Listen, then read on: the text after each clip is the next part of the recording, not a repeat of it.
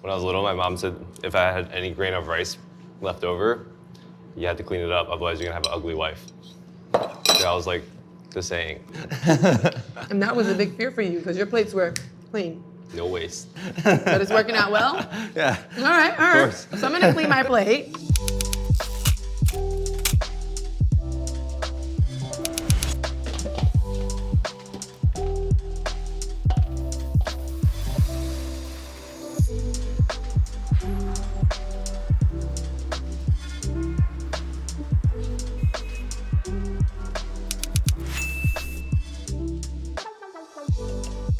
Just 4 months after opening his restaurant, Brooklyn native Calvin Ang is quickly making a name for himself at Bonnie's in Williamsburg. Named after his mother and inspired by the meals she made for him growing up, Calvin has taken an innovative, yet nostalgic approach to Cantonese American cuisine. I feel like the hardest critics are always the people who are Cantonese. They're always gonna be the ones who try to compare what you're doing to like the stuff they had growing up, like their mom's food, their grandparents' food. In my mind, it was like, if I wasn't gonna be able to make it better or make it different in a way, then it's kind of like no point in doing it.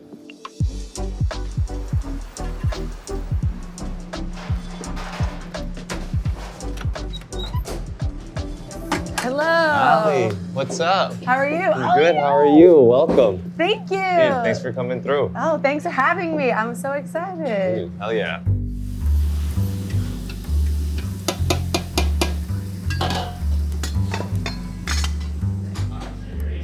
Ooh, tea. Before we get into Bonnie's at all, like how did you get started? I grew up in Bay Ridge, so the opposite side of the borough. I mean, I always loved hanging out in the kitchen. Like, I grew up on Food Network. I grew up watching those shows with my mom and grandma. Like, that was like my favorite thing to have on TV at home. And, like, I went to culinary school, I did all that, and I always knew I wanted to have a restaurant. Like, that was always a dream and goal of mine, but I didn't know it was gonna be the food of my heritage and the food that I had growing up, because that wasn't cool. That wasn't like a cool thing to do or to pursue. Yeah, you when you're growing up, you don't realize how special it is. It's when you move away and you become an adult, you recognize what it means to stay within your heritage and your home and continue some of those traditions.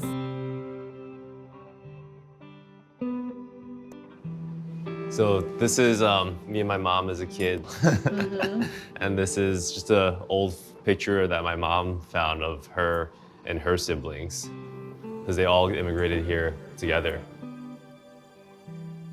I was just like flipping through all the photo albums at my mom's house, just going down memory lane and kind of checking out what would look cool in the space and kind of make them proud. My dad was born and raised in Brooklyn, but he passed away when I was super young, so my mom basically raised me and made every meal for me. So everything I really do know about Cantonese food is straight up from her. When I was writing the whole pitch deck and everything for this restaurant, like the biggest mission for me was to educate people on what Cantonese food is and what it can be. You were distinct about Cantonese and Chinese. For those of us that are unaware, what is the main difference? Yeah, what I mean, China's a massive country, so every little region is gonna have very different cuisine based on the climate and where it's located. Like, southern China is right by the Pearl River Delta, and that's why it's so seafood heavy. I think Cantonese food specifically is kind of about, it's really umami forward and like savory, like that sixth sense that you can't really describe that makes you salivate, makes you want more and crave it more. I don't know if it's because we're talking about it, but now I'm salivating. I don't know if it's because I'm hungry or we're talking about it and it's triggering me. So it's like, I'm experiencing it right now. Oh yeah. Oh, that's see, funny. look at that, right on. Did you at hear me? timing. Did you hear what I said? I was listening. Good. He's good. Sick. So where I'm from, this is like a sardine can. Yeah, not exactly. sure. So this can is like basically deep fried, tin diced, and like it's preserved with fermented black soybean. All right, so do I scoop and put it on the cracker? Yeah, exactly. So this is the cacio pepe. Yeah, but it's made with fermented bean curd butter. All right, what are we having here? So this is shrimp and walnuts. We serve it with some broccoli, some apple, candied walnuts, and a little orange as well. This isn't like a homey dish, this is more of a banquet style dish. So every time we went out as like a family in a large group, this would be like my main thing. Everyone knew I had to get this dish. That's why when I wanted to put it on the menu, I just did not change a thing about it. Here's finally the whole stuffed fish for it. See ya. Got you. There you go. I live here now. I live here now. Growing up, this is something we made once or twice a year. So it's basically a fully deboned fish, and we basically mince the fish flesh with shrimp, water chestnuts, garlic chives, and season it back up, and then stuff it back into the skin while keeping it all intact, and then searing it off, and then slicing it up. So basically each piece is like a giant fish cake that's just all edible. It's just mad work, but it's worth it though. The people who like come here, who understand this dish, they're always like, damn, I haven't had this since like my parents made it or my grandparents made it. And just hearing that, I think is so sick because I'm able to bring back those memories for them.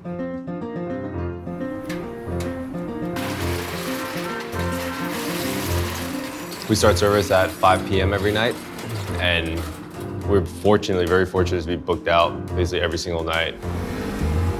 And we save a couple seats for walk-ins at the bar, basically. But right off the jump, like the kitchen and dining room, like everyone's ready to crank. So he's waiting for a table. He just wants a cup of broth. Another steak on back, Will? Yeah, not yet. Thank you. And every night you're pretty busy. Yeah, it's just nonstop from 5 until 11 until we're done. 9 ribs. 9 ribs. One of them for here, mustard on the side. Mustard on the side, 1. For 8 oysters, 6 by 2. For 2 squid, 1 bean.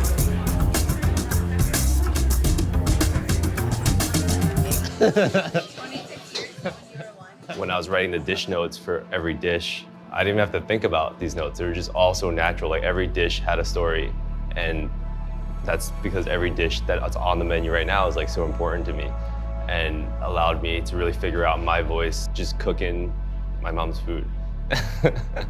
It's insane. All right, back to mom. When she came in, what did she say? So she's trying all the dishes. When you told her about the restaurant's name, how did she respond or react? She was like, no way. Like, No way? Yeah. No, I think she was super impressed and excited about it all. But the only time she ever given me like praise or a compliment ever was when she had the filet of fish. But I was still working, so she left me like a voice message on my phone. Calvin, 你嗰個 fish 包好好食喎。你 all sold out? How many sold? Everything sold out. It's good, really good. And I just like saved that recording. Oh my gosh, so when you're listening to it, what was your initial reaction though? I like got chilled. I was like, there's no way. Because I'm sure she's like excited or proud, but we're not the type to like say it. But that one time with that voice note, and you still have that voice note. Yep.